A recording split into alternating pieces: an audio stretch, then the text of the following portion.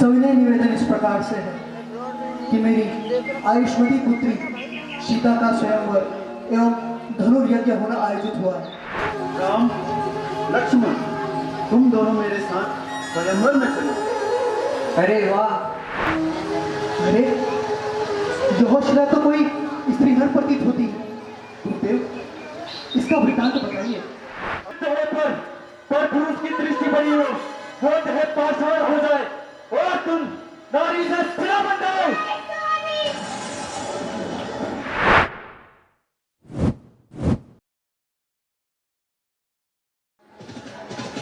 मुनिराज की जय हो।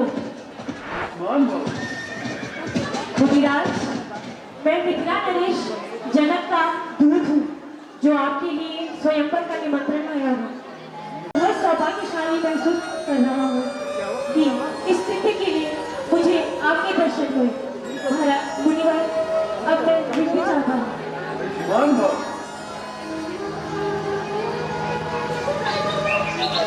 प्रिय राम, तुम इस संदेश का वाचन करो। जो आज्ञा गुरुदेव।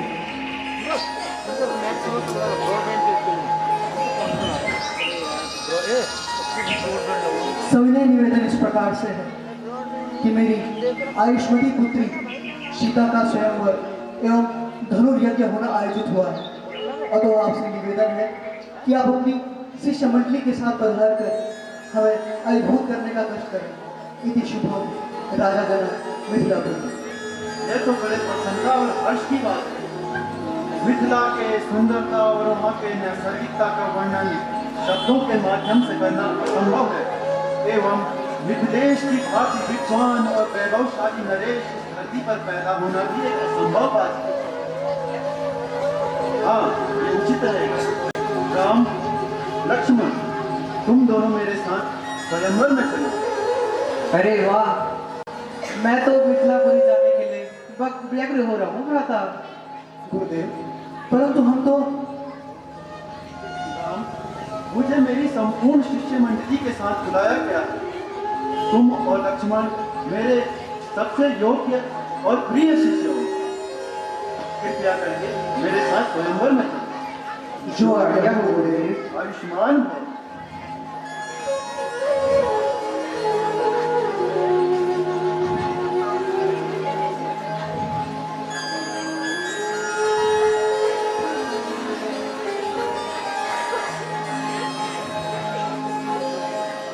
राम, क्या तुम इस मनोरम और प्राकृतिक की सुंदरता का अनुभव कर पा रहे हो? अवश्य गुरुदेव।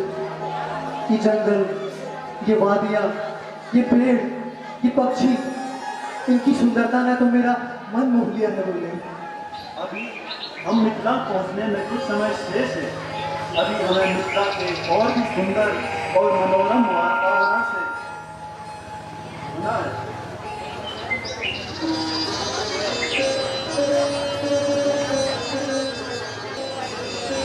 एक लंबी यात्रा के बाद हमें बहुत थकान की अनुभूति हो रही है। हमें कुछ समय यहाँ पर विश्राम करना चाहिए। जो आज्ञा हो गुरुदेव। सामने वो सुंदर छायादार वृक्ष है, चलो उनके नीचे विश्राम करते हैं। अवश्य गुरुदेव।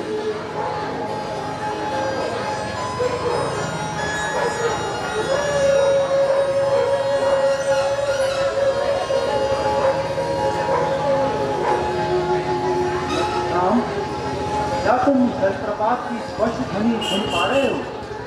हाँ गुरुदेव, संभवतः पास में ही कुछ जलप्रपात की ध्वनि सुनाई दे रही है। लक्ष्मण, जी गुरुदेव। जाओ जलपात्र में थोड़ा जल लेके आओ। जो आज्ञा हो गुरुदेव।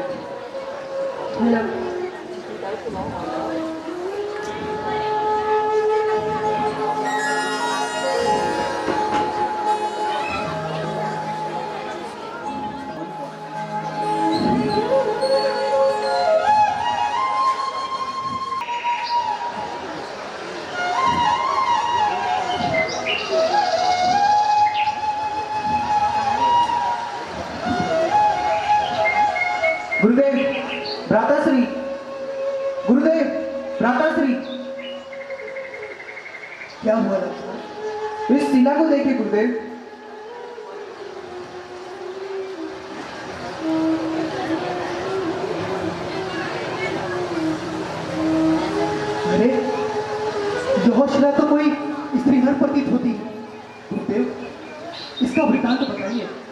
इसे विधि का विधान समझो या फिर संयोग, ये गौतम ऋषि की भार्या अहिल्या की शिला है।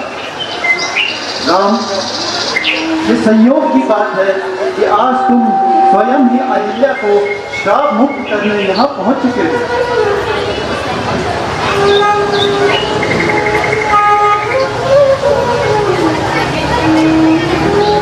आज से कई वर्ष पूर्व गौतम ऋषि एवं उनकी भार्या अहिल्या इस वन में निवास करते थे, परंतु इंद्र की कुदृष्टि उनकी भार्या अहिल्या पर थी।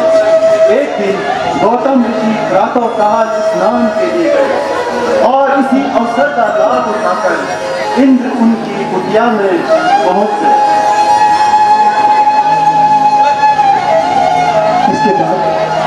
इसके बाद क्या हुआ गुरुदेव?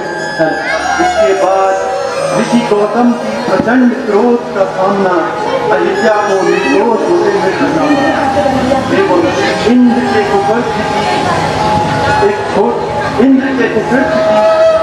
वजह अहिल्या बनी। उसे न जाने कितने वर्षों तक एक शिला के रूप में श्राप का सामना करना पड़ा। राम, यह अहिल्या के ही भक्त हैं जो आज तुम स्वयं उसे श्राप मुक्त करने यहाँ पहुंचे हो। विधि का विधान को देखो।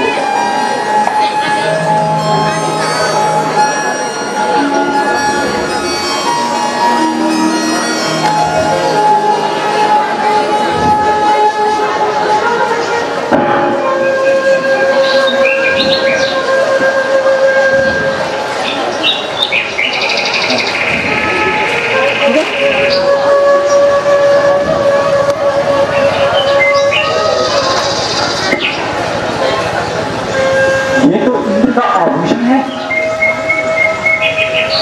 इसका मतलब अहिल्या, इंद्र मेरे कक्ष में क्या कर रहा था? ये क्या कह रहे हो स्वामी? मैं तो आपके साथ थी। असत्य कह रही हो तुम। तुमने नीचता की सारी सीमाएं पार करी। तुम देवती सुख के सामने अपने पति परमेश्वर को भी भूल गई। ये क्या कह रहे हो स्वामी? आप मेरी पत्नी पर इतना बड़ा आक्षेप लगा रहे हो। अपने अस्तित्व का मत दो। तुमने अपराध किया है, जघन्य अपराध, और इस अपराध का कोई भी प्रायश्चित नहीं है। तो स्वामी, तुम मेरे परमेश्वर हो। इतना गंभीर आरोप मत लगाओ। मेरा अस्तित्व काल दाग से है स्वामी। इतना गंभीर आरोप मत लगाओ। सत्य कह रही हो तुम। इस समुद्र में इंद्र के साथ साथ तुम भी बराबर की भागीदार हो। नहीं स्वामी, मैं तुम्हें श्राप देता हूँ। जिस जगह पर पुरुष की दृष्टि बनी हो, वो जगह पाषाण हो जाए और तुम नारी से सिरा बन जाओ।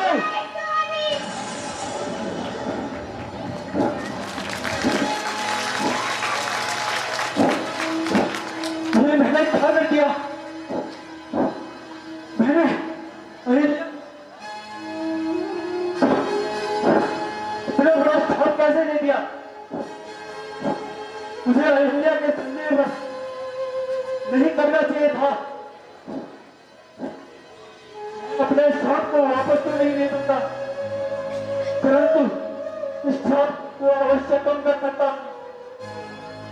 त्रेता युग में जब भगवान श्री राम इस शिला को स्पर्श करेंगे, तब अहिल्या श्राप से मुक्त पाएगी और फिर से ये पंच तत्वों से बना सकी पुनर्जीवित हो जाएगा।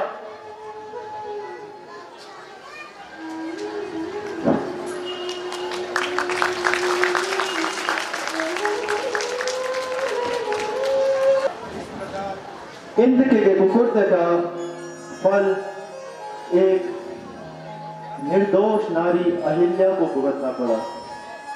राम, अब समय आ चुका है कि हम पुनः अहिल्या को श्राप मुक्त करें, और ये कार्य सिर्फ तुम्हारे द्वारा ही संभव किया जा सकता है।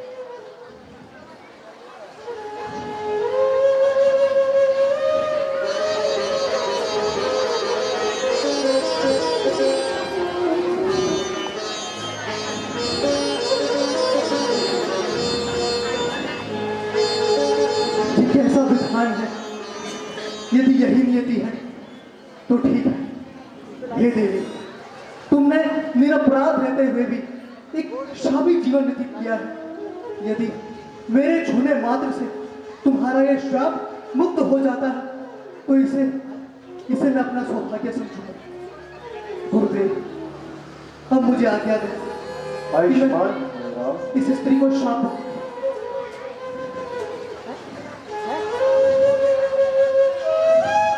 बोल श्याम रामचंद्र की